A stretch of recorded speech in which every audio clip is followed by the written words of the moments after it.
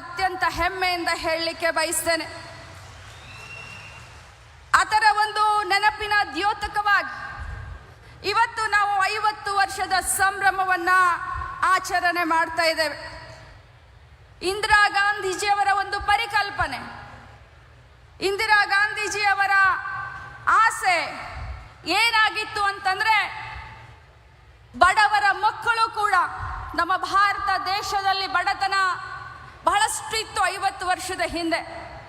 ಬಡವರ ಮಕ್ಕಳು ಆರೋಗ್ಯವಾಗಿ ಬೆಳಿಬೇಕು, ಪೌಷ್ಟಿಕ ಆಹಾರದ ಜೊತೆಯಲ್ಲಿ ಉತ್ತಮ ಗುಣಮಟ್ಟದ ಶಿಕ್ಷಣವನ್ನ ಹೊಂದಿ ಸಮಾಜಕ್ಕೆ, ರಾಜ್ಯಕ್ಕೆ, ರಾಷ್ಟ್ರಕ್ಕೆ ಉತ್ತಮ ನಾಗರಿಕರಾಗಬೇಕನ್ನುವಂಥ ಉದ್ದೇಶದಿಂದ, ಮಹತ್ವಾಕಾಂಕ್ಷೆಯಿಂದ ಈ ಒಂದು ICDS ಪ್ರೋಗ್ರಾಮ್ ಅನ್ನ ತೆಗೆದುಕೊಂಡು ಬಂದರು. ಅದಕ್ಕೆ ಅಲ್ಲಿಂದ ಇಲ್ಲಿಯವರೆಗೆ ಸೇವೆಯನ್ನ ಸಲ್ಲಿಸಿದಂಥ ಎಲ್ಲ ನನ್ನ ಅಂಗನವಾಡಿಯ ಕಾರ್ಯಕರ್ತರು, ಸಹಾಯಕಿಯರಿಗೆ ನಾನಿವತ್ತು ಅಭಿನಂದನೆಯನ್ನ ಹೇಳಲಿಕ್ಕೆ ಬಯಸ್ತೇನೆ.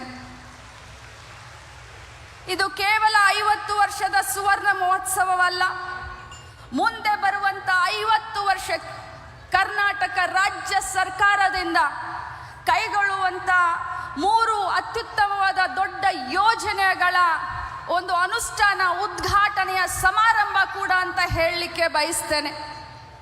ಬಂಧುಗಳೇ, ದೇಶದಲ್ಲಿ, ರಾಜ್ಯದಲ್ಲಿ ಯಾವಾಗ ಕಾಂಗ್ರೆಸ್ ಪಕ್ಷದ ಸರ್ಕಾರ ಬರುತ್ತೋ, ಕಾಂಗ್ರೆಸ್ ಪಕ್ಷದ ಪ್ರಧಾನಮಂತ್ರಿಗಳು, ಕಾಂಗ್ರೆಸ್ ಪಕ್ಷದ ಮುಖ್ಯಮಂತ್ರಿಗಳು ಮಹಿಳೆಯರ ಪರವಾದ ಚಿಂತನೆ, ಮಹಿಳೆಯರಿಗಾಗಿ ಯೋಜನೆಗಳನ್ನ ಯಾವತ್ತಿದ್ರೂ ಮಾಡಿದವರು ಯಾರು ಅಂತಂದ್ರೆ ಅದು ನಮ್ಮ ಕಾಂಗ್ರೆಸ್ ಪಕ್ಷದ ಸರ್ಕಾರ ಅಂತ ಈ ಸಂದರ್ಭದಲ್ಲಿ ಬಹಳ ಹೆಮ್ಮೆಯಿಂದ ಹೇಳಲಿಕ್ಕೆ ಬಯಸ್ತೇನೆ.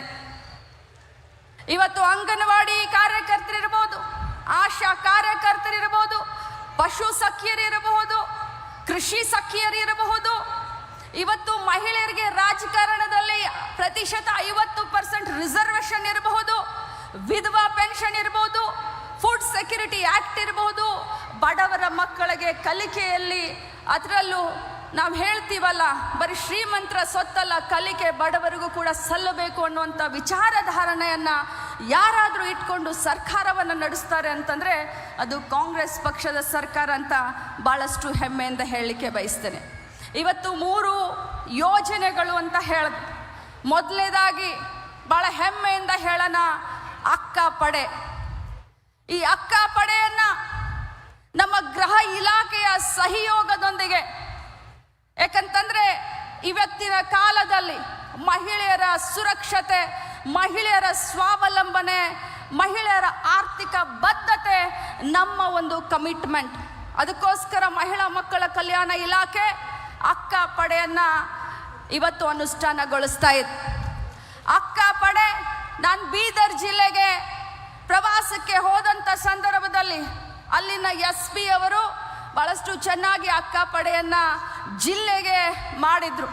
ಅದನ್ನ ನೋಡಿ ಇಡೀ ರಾಜ್ಯದ 31 ಜಿಲ್ಲೆಗಳಲ್ಲಿ ಈ ಅಕ್ಕ ಪಡೆಯನ್ನ ನಮ್ಮ ಇಲಾಖೆ ಮತ್ತು ಗೃಹ ಇಲಾಖೆಯ ಸಹಯೋಗದೊಂದಿಗೆ ಇವತ್ತಿಂದ ನಾವು ಅದಕ್ಕೆ ಚಾಲನೆಯನ್ನ ಕೊಡ್ತಾ ಇದ್ದೀವಿ. ಇನ್ನು 2ನೇ ಕಾರ್ಯಕ್ರಮ ಗೃಹಲಕ್ಷ್ಮಿ ಸಹಕಾರ ವಿವಿಧೋದ್ದೇಶ ಸಂಘ. ಇದು ಬಹಳಷ್ಟು ದೊಡ್ಡ ಒಂದು ಸಹಕಾರಿ ಬ್ಯಾಂಕ್ ಆಗಿ ಪರಿವರ್ತನೆ ಆಗಲಿಕ್ಕೆ ಸನ್ನದ್ಧವಾಗಿದೆ. ತಮಗೆಲ್ಲರಿಗೂ ಗೊತ್ತಿದೆ, ಚುನಾವಣೆ ಪೂರ್ವ ಏನು ನಾವು 5 ಗ್ಯಾರಂಟಿಗಳಲ್ಲಿ ಅತ್ಯಂತ ಯಶಸ್ವಿಯಾದಂಥ ಗ್ಯಾರಂಟಿ ಗೃಹಲಕ್ಷ್ಮಿ. ಈ ಗೃಹಲಕ್ಷ್ಮಿ ಇಷ್ಟೊಂದು ಯಶಸ್ವಿ ಆಗಲಿಕ್ಕೆ ಕಾರಣಕರ್ತರು ಯಾರು ಅಂತಂದ್ರೆ ನನ್ನ ಅಂಗನವಾಡಿಯ ಕಾರ್ಯಕರ್ತರು, ಸಹಾಯಕಿಯರು ಅಂತ ಬಹಳ ಹೆಮ್ಮೆಯಿಂದ ಮುಖ್ಯಮಂತ್ರಿಗೆ ಹೇಳಲಿಕ್ಕೆ ನಾನು ಬಯಸ್ತೇನೆ.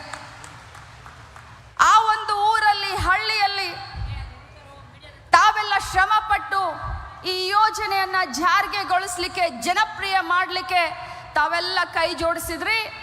ಅದರ ಮುಂದುವರೆದಂಥ ಭಾಗ, ಒಂದು ದೊಡ್ಡ ಹೆಜ್ಜೆ ಗೃಹಲಕ್ಷ್ಮಿ ಸಹಕಾರಿ ಸಂಘ.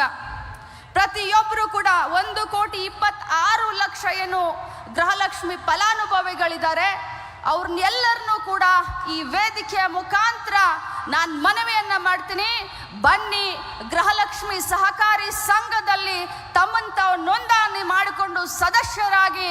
ಯಾಕಂತಂದ್ರೆ ಅವತ್ತಿನ ಕಾಲದಲ್ಲಿ ಸ್ತ್ರೀ ಶಕ್ತಿ ಸಂಘವನ್ನ ಇದೇ ಮಹಿಳಾ ಮಕ್ಕಳ ಕಲ್ಯಾಣ ಇಲಾಖೆ ಮಾಡಿತು. ಇವತ್ತಿನ ಮುಂದುವರೆದಂತ ಭಾಗ ದಾಪುಗಾಲು ಈ ಒಂದು ಗೃಹಲಕ್ಷ್ಮಿ ಸಹಕಾರಿ ಸಂಘ ಅಂತ ಹೇಳಲಿಕ್ಕೆ ಬಯಸ್ತೇನೆ. ಅದರ ಜೊತೆಯಲ್ಲಿ ಕೇಂದ್ರ ಸರ್ಕಾರ, ಕರ್ನಾಟಕ ರಾಜ್ಯ ಸರ್ಕಾರದ ನಮ್ಮ ಇಲಾಖೆಯನ್ನ ಮಾಡೆಲ್ ಆಗಿ ತೆಗೆದುಕೊಂಡಿದೆ.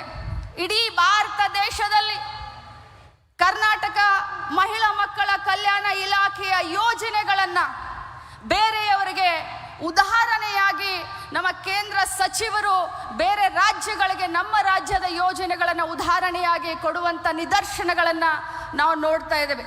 ಅದರಲ್ಲಿ ಪ್ರಥಮವಾಗಿ ಮುಂಬರುವಂಥ ದಿನದಲ್ಲಿ LKG UKG ಇನ್ನು ಮೇಲೆ ನಮ್ಮ ಅಂಗನವಾಡಿಗಳನ್ನು ಗೌರ್ಮೆಂಟ್ ಮಾಂಟೆಸರಿ LKG UKG ಅಂತ ಪ್ರಾಯೋಗಿಕವಾಗಿ ಇವತ್ತಿನಿಂದ 5,000 ಅಂಗನವಾಡಿಗಳಲ್ಲಿ ನಾವು ಚಾಲನೆಯನ್ನು ಕೊಡ್ತಾ ಇದ್ದೇವೆ.